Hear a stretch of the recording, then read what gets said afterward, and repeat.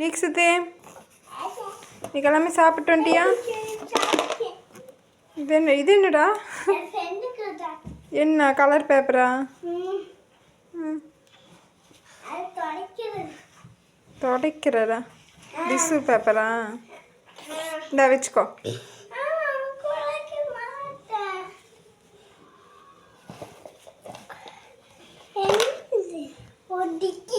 மாதுளம்பழம் காலி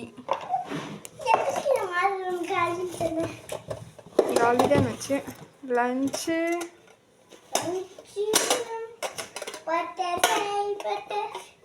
லஞ்சு தொடச்சிருக்குது. சுத்தமாக காலி பண்ணிட்டேன். இப்படிதான் டெய்லி சாப்பிட்டோம்னா பரவாயில்லையே.